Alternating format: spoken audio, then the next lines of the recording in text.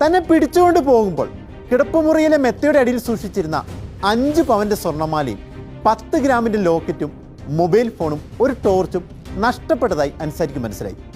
ഇതാരാണപ്പ താൻ പോകാൻ നോക്കിയിരുന്നത് കട്ടതെന്ന് അൻസാരി മനസ്സിൽ ചിന്തിക്കുന്നു. നേരെ പോലീസ് സ്റ്റേഷനിലെത്തി ഒരു പരാതി അൻസാരി കൊടുക്കുന്നു. പിന്നെ അവൻ്റെ ഒരു പരാതി എന്ന ചിന്തയോടെ ആ കേസ് പോലീസ് മടക്കി. കാര്യം ഒന്ന് ചാരായം മാറ്റി എക്സൈസ് പൊക്കി എന്ന് പറഞ്ഞ് തൻ്റെ വീട്ടിൽ കയറി മുതലടിച്ചു മാറ്റിയവനെ വിടാൻ അൻസാരി ഒരുക്കമല്ലായിരുന്നു.